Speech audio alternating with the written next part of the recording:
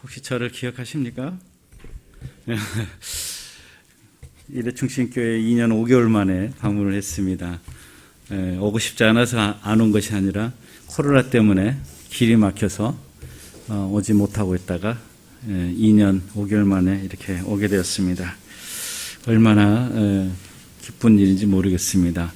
여러분 2년 넘는 세월 동안 코로나 때문에 고통당하고 힘들고 어려운 가운데서 정말 잘 견디시고 오늘까지 잘 오셨습니다. 그래도 우리 한국은 워낙 시스템이 잘 돼 있어서 여러분들이 감사해야 될 것입니다.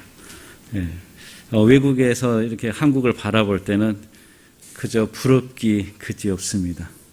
그래서 또 한국에 있는 이제 또 젊은 친구들 중에 하소연하는 친구들이 있는데 한국이 얼마나 잘 하고 있는지 국내에 있다 보니까 잘 모릅니다. 한국에 와보니까 백신을 추가 접종하는 거 전혀 문제도 없고요. 보건소 갔더니 직원이 다 알아서 다 자녀 백신 찾아주고 또 하다못해 병원까지 전화해가지고 이제 몇 분 가시니까 백신 확보해 주십시오. 그 병원 가니까 기다리고 있어요. 제가 있는 베트남 어린 반푸너치도 없습니다. 전화를 했습니다. 병원 몇 곳에다 전화했지만 벌써 대답이 이렇습니다. 우리 병원에 백신이 없습니다. 백신 맞을 곳을 찾기가 어렵습니다.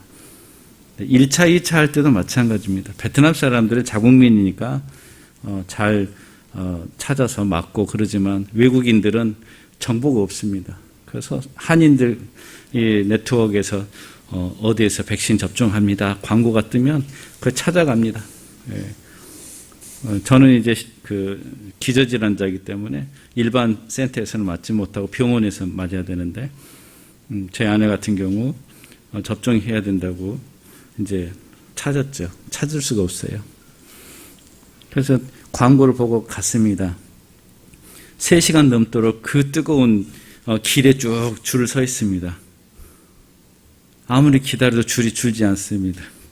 그런데 중간에 우기라 비가 오기 시작합니다. 줄 서 있는데 줄을 빠져나올 수도 없고 비 맞고 서 있어야 됩니다.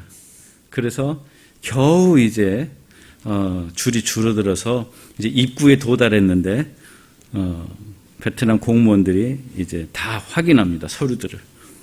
그러더니 3시간 넘도록 그렇게 줄 서서 입구에 도착했는데 한마디. 우리 동 주민이 아니네요. 우리 동 주민이 아니네요. 이 동 주민들 맞는 센터로 가셔야 됩니다. 봐주지 않습니다. 그래서 또 찾아 헤맵니다. 그 백신 하나 맞는데도 그렇게 힘겹고 어렵습니다. 여러분 한국에 사시는 거 늘 감사하시면서 사셔야 됩니다. 저희 딸이 연락이 왔습니다. 아빠 저희 딸도 유럽에 있는데 친구들이 유럽에 있으니까 유럽은 뭔가 잘하는 줄 알고 막 우리 대한민국은 이게 문제고 뭐 지금 코로나가 이러는데 뭐 어떻게 되고 상황이 어떻고 막 불평불만을 늘어놓습니다. 그래서 저희 딸이 자기 친구에게 한마디 했답니다. 너 대한민국에 사는 걸 감사해라. 여기는 엉망진창이야. 유럽이 좋은 게 아니야. 엉망진창이야. 대한민국이 제일 잘하고 있어. 저희가 이렇게 외국에서 신문을 보면 매스컴들이 난립니다. 뭐 접종 잘못하고 있다. 지금 대책을 잘못 세우고 있다.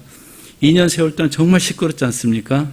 그런데 외국에서 대한민국을 보고 있을 땐 정말 부럽기 그지없습니다. 활동하실 거 다 하셨잖아요. 저희는 작년에 6개월 봉쇄 기간이었습니다. 3개월은 부분 봉쇄. 외출은 가능하지만 자유롭게 외출을 하지 못합니다. 그냥 필수품 사러 갈 때, 약국 갈 때, 병원 갈 때는 자유롭게 다닙니다. 그리고 3개월은 완전 봉쇄. 아예 나가지를 못합니다. 통행증 받은 사람들만 다닐 수 있습니다. 병원 가는 거 병원에 예약을 합니다. 그거야 베트남 사람들이죠. 베트남 말 잘하니까 예약할 수 있죠. 저희는 어떻게 합니까? 예약이 안 됩니다. 베트남 말을 못하니까. 그럼 예약을 하면 병원에서 문자를 보내줍니다. 몇 시, 몇 월 며칠, 몇 시 예약. 그럼 그 문자가 있으면 검문소를 통과할 수 있습니다. 보여주면. 그게 통행증입니다. 여러분 그렇게 사셨습니까? 아니시죠? 중국 상해가 봉쇄 3주 만에 막 데모하고 난리가 났습니다. 베트남에 계신 분들이 웃습니다. 우리는 6개월 동안 봉쇄했는데. 네. 대한민국은 제한도 없고 제약도 없고 자유롭게 지금까지. 네. 그런데 지금 베트남은요, 코로나가 없습니다. 놀랍죠? 코로나가 없습니다. 사람들 머릿속에. 기억을 안 합니다. 환자들은 발생하는데 이제는 백신 맞았으니까 코로나 자체를 기억을 안 합니다. 머릿속에서. 자유롭게. 그래서 더 무섭습니다. 코로나 걸린 사람이 막 돌아다닙니다. 네.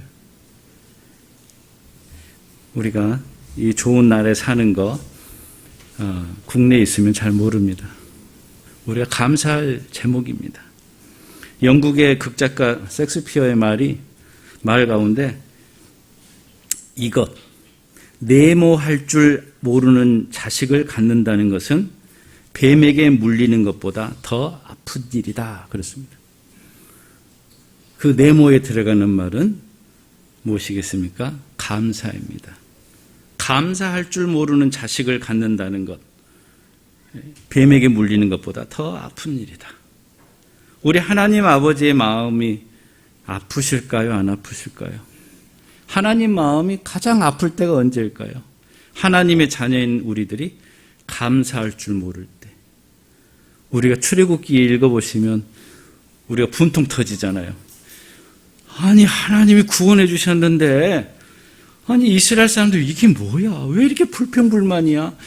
홍해도 가르고 건너게 해주셨는데 길이 없는 사막에 길을 내서 가게 하시는데 자기들을 위해서 하나님이 얼마나 놀라운 능력을 베푸시고 계시는데 이 사람들은 그 기적을 보면서도 감사할 줄 모르지?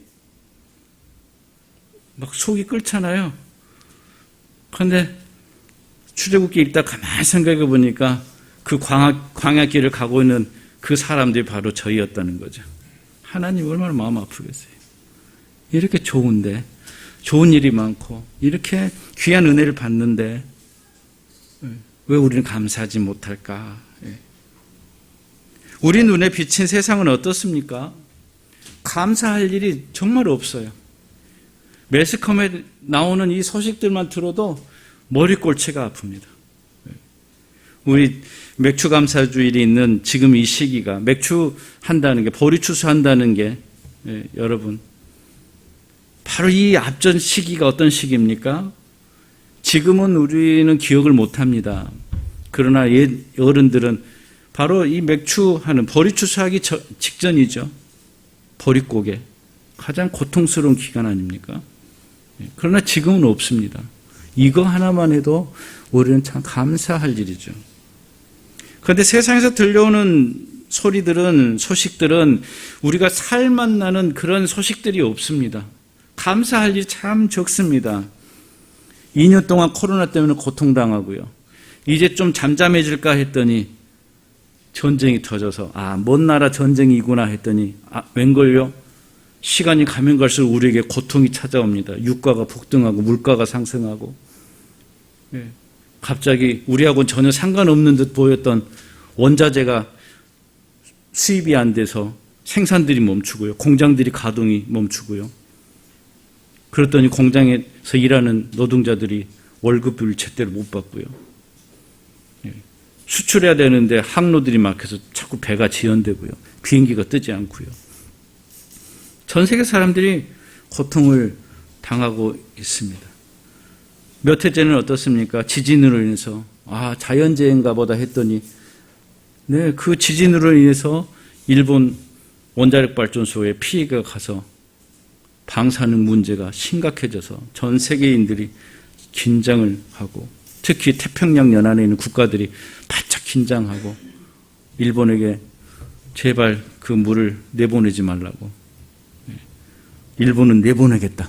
방류하겠다. 하면 안 된다. 옥신각신. 그런 어지러운 소식들. 네. 기상 변화로 인해서 갑자기 폭우들이 쏟아지는데 예전에 보지 못한 비들이 쏟아지는 거죠. 우리에게 들려지는 소리들은 이런 우리가 즐겁지 못한 이야기들이 참 많이 들립니다. 우리가 살아가는 이 세상은 즐거운 일이 없는 것 같아요. 오죽했으면 옛 인류의 스승들이 인생은 고통이다. 그렇게 강조하는 사람들이 많았다는 거죠. 인생은 고통이다. 그런데도 많은 사람들이 살아가고 있습니다. 그러면서 이러한 절망적인 소식만 전해지고 고통스러운 소식만 전해지고 좋지 않은 소리들만 들려오기 때문에 다들 입에서 감사보다는 불평불만이 많아지는 거죠.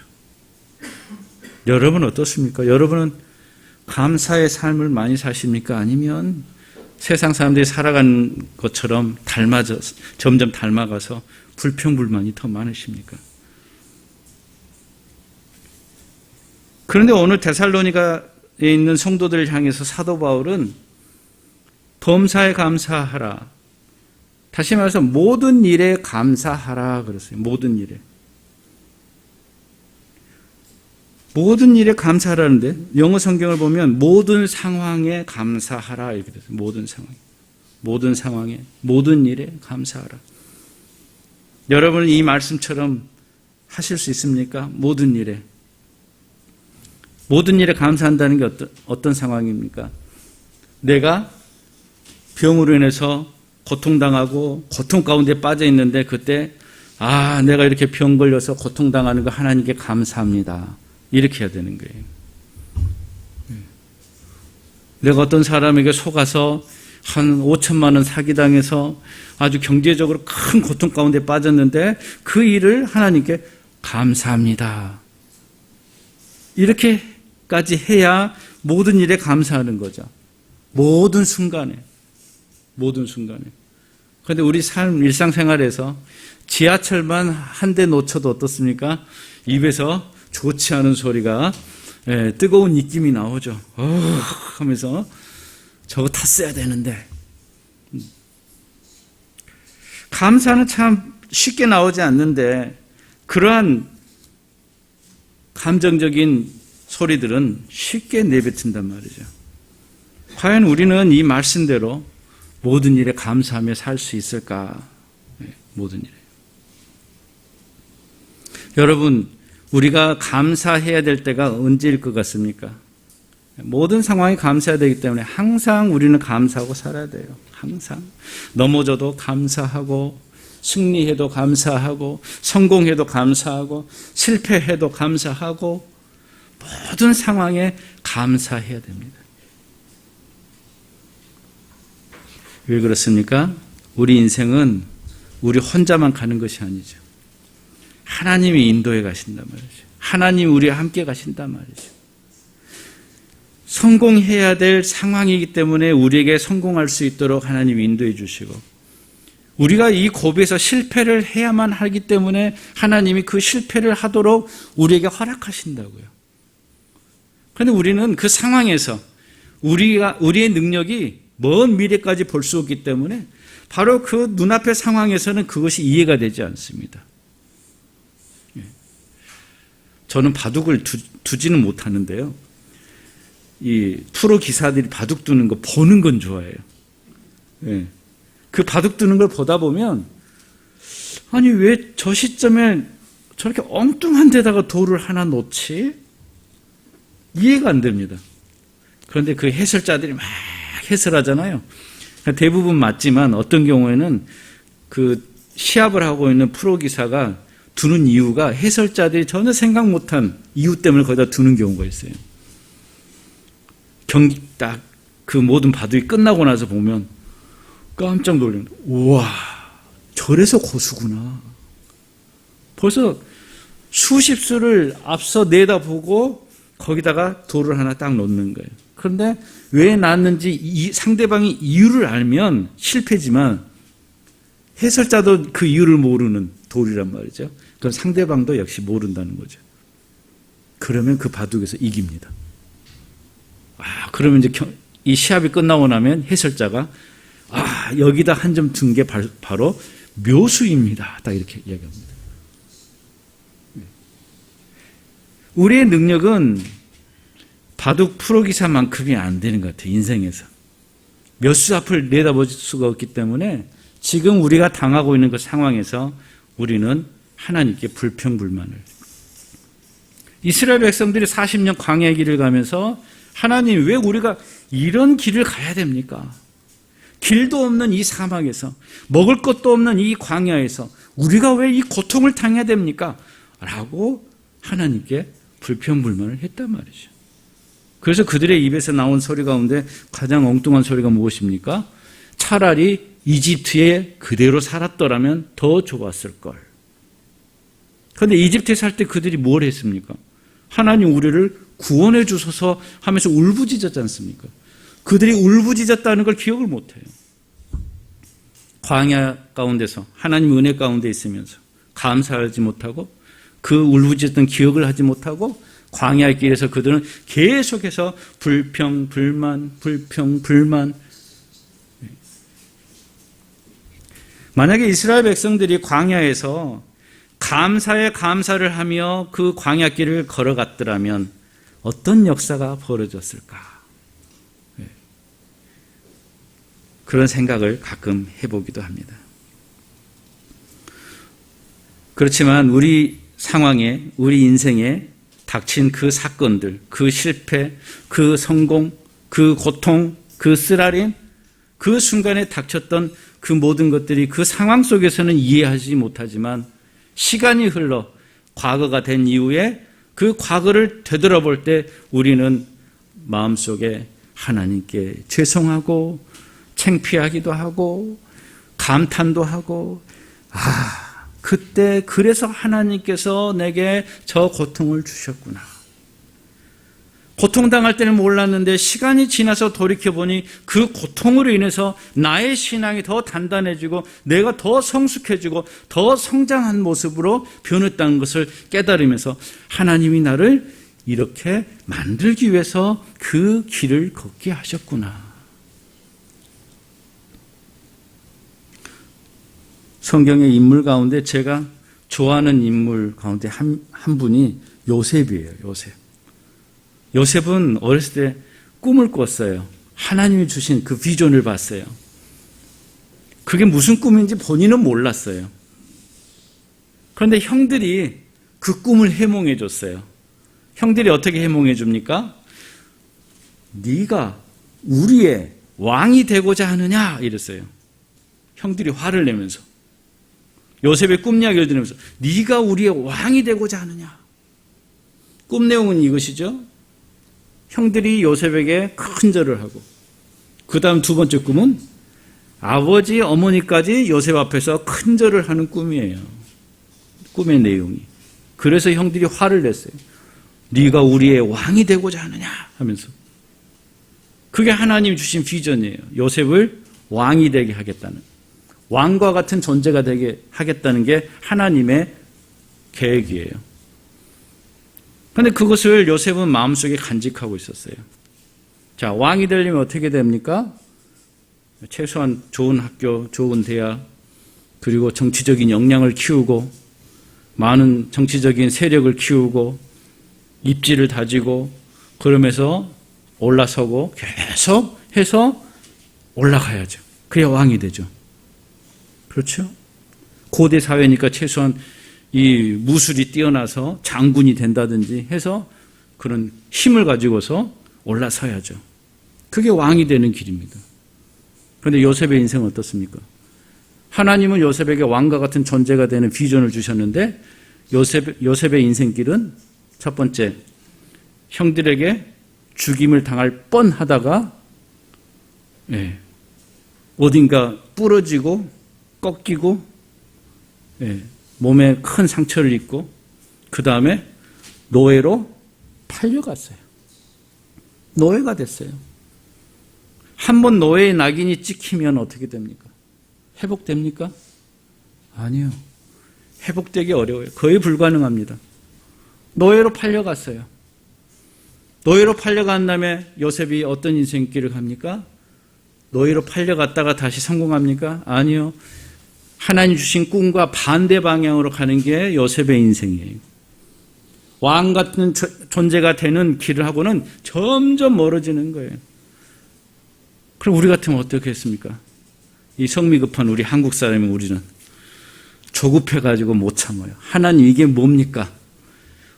왕과 같은 존재가 되도록 계획하고 계시다면서 나는 노예가 되고 노예가 될 뿐만 아니라 이제는 내가 세상 빛을 보지 못하는 무기수가 돼서 지하 감옥에 갇히는, 이젠 더 이상 세상 빛을 볼 수 없는 그 지하 감옥으로 들어가게 됐는데 하나님 도대체 나를 무슨 왕과 같은 존재를 만든다는 겁니까? 도대체 하나님 계시긴 합니까?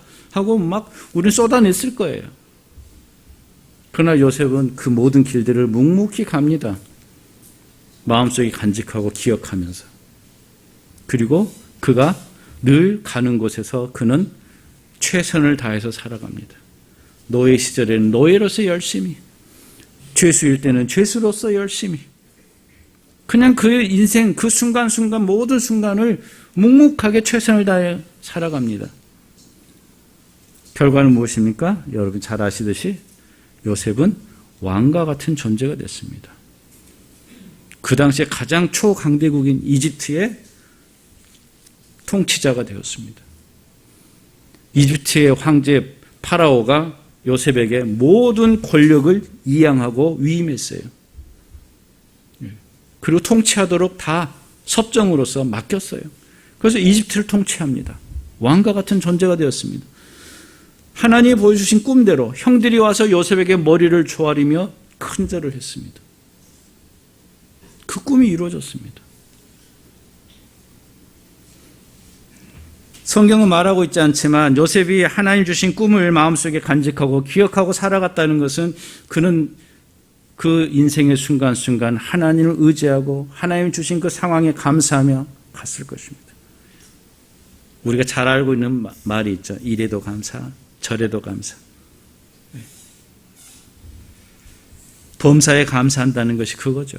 요셉의 인생처럼 하나님 주신 계획, 그 계획과 반대로 갈지라도 감사하는 거예요. 왜요? 우리는 하나님을 믿기 때문에. 요셉의 인생처럼 정반대로 간다 할지라도 하나님은 그 계획대로 이루신다는 거예요. 자, 뒤집어서 생각해 봅시다. 요셉의 인생이 이집트로 노예로 팔려가지 않고 그가 그의 아버지 밑에서 잘 자랐다면 과연 왕이 되었을까? 왕과 같은 존재가 되었을까? 결코 되지 않습니다. 하나님 주신 비전은 바로 노예로 팔려가고 이집트로 끌려가고 그리고 지하 감옥에 가야 왕과 같은 존재로 승귀하는 거죠. 올라서는 거죠. 바로 그 길로 가야만 왕과 같은 존재가 되는 거예요. 여러분 지금 여러분의 삶에 어떤 상황인지 저는 알지 못하지만 여러분의 인생에 지금 이 상황이 하나님이 계획하신 바로 그 길이라는 거죠. 여러분이 감사함으로 하나님을 믿고 하나님이 인도하신 대로 따라간다면 여러분은 하나님이 계획하신 그 상황을 만나게 되는 것입니다. 우리 하나님은요, 우리를 결코 홀로 두지 않으시는 거죠. 그래서 우리는 우리와 항상 함께 하시는 분이 계시기 때문에 우리는 모든 상황에 항상 감사하며 살아가야 된다는 것이죠. 수년 전에 제가 아주 미미하게 깨달은 게 있습니다. 많은 사람들이 감사를 언제 합니까? 감사를 언제 합니까? 뭔가를 받아야만 감사해요. 뭔가를 받아야만 감사해요. 뭔가 결과가 내게 와야 감사해요. 그 전에 감사합니까? 결코 그렇지 않습니다. 그 전에는 결코 감사하지 않습니다. 그런데 우리는 그걸 바꿔야 됩니다. 왜요? 하나님이 우리와 함께 하고 계시고 하나님이 이미 계획하고 계시기 때문에 우리는 이미 받은 거예요. 그래서 감사해야 됩니다. 우리 삶의 역경이 와도 그 역경의 코스를 지나서 가야 되는 과정이에요. 그래서 이미 하나님의 그 놀라운 원대한 계획에 우리가 목적지로 삼고 가기 때문에 우리는 그 길을 가고 있기 때문에 감사하는 거죠. 하박국 선지자는요, 이렇게 노래합니다. 내가 들었으므로 내 창자가 흔들렸고 그 목소리로 말미암아 내 입술이 떨렸도다. 무리가 우리를 치러 올라오는 환난 날을 내가 기다림으로 썩이는 것이 내 뼈에 들어왔으며 내 몸은 내 처소에서 떨리는도다. 감사해야 될 상황인가요? 전혀 아닙니다. 그런데 이어서 하박국 선지자는 이렇게 노래합니다.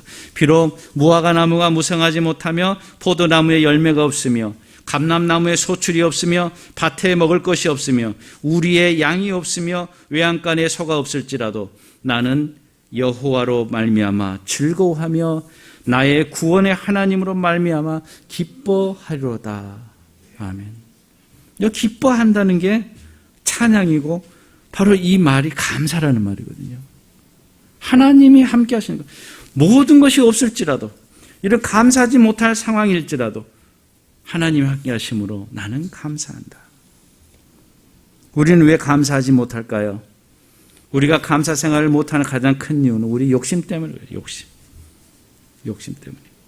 우리가 욕심을 버리면 감사할 수 있습니다. 두 번째는 우리 비교의식이 있어요. 비교의식. 옆 사람과 자꾸 비교해요.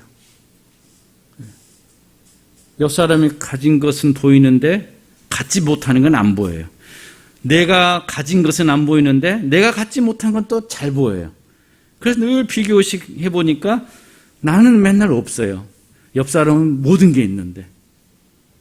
그럼 그 옆에 사람은 어떻게 생각합니까? 반대죠. 나는 가진 거 없는데 저 사람은 가진 거 많네. 이렇게 또 생각하는 거죠. 그 비교의식 버리셔야 됩니다. 그러면 하나님께 감사할 수 있습니다. 사도 바울의 서신을 보면 감사가 참 많습니다. 그러나 사도 바울이 그 감사하고 있는 그 상황이 감사할 상황이 아니에요. 자, 사도 바울의 인생도 그렇습니다. 그가 성공하고 출세하고 모든 것을 갖추고 있는 그런 인생을 살다가 주님을 만났어요. 그래서 그의 인생을 방향을 바꿉니다. 자, 그렇다면 세상적인 방식으로는 지금 현재보다 월등한 인생을 살아가야 되는데 예수님을 만나고 방향을 바꿨더니 그는 모든 것을 잃어버렸어요. 출세할 길도 잃어버리고 성공할 길도 잃어버리고 예수님을 만난 이후에 그가 인생을 살아가면서 당하지 않을 일들을 계속 당합니다. 두들겨 맞는 태형도 당하고요. 다른 사람들에게 공격도 당하고요. 테러도 당하고요. 그리고 그는 가지 않아야 될 곳까지 또 가야 되고요. 마지막에는 죄도 없는데 죄수로 로마까지 압송당하기도 하고요. 죽임을 당하기도 합니다. 예수님을 믿는데 왜 그럴까요? 하나님이 우리에게 주시는 귀한 길들이 있습니다. 우리는 그 길을 갈 때 감사해야 됩니다. 그 길을 가고 있음으로 감사해야 됩니다. 우리는 늘 하나님의 은혜 가운데 있습니다. 여러분 확신하십시오. 대한민국에 있어 보니까 코로나 시대에 대한민국이 잘하고 있다는 걸 전혀 모릅니다. 네. 여러분 감사하십시오. 여러분의 삶은 하나님의 은혜 가운데 있어요. 그 은혜를 떠나서 한번 살아보시면 와, 하나님의 은혜 가운데 있었고 감사해야 됐었구나라고 깨닫게 됩니다. 여러분 그런 경험하지 마시고 지금 현재 하나님 은혜 가운데 있을 때 늘 감사하시면서 하나님께 찬양하시면서 하나님이 하신 일, 하나님이 내게 베푸신 그 은혜를 감사하면서 세상에 복음을 전하며 살아가시길 바랍니다.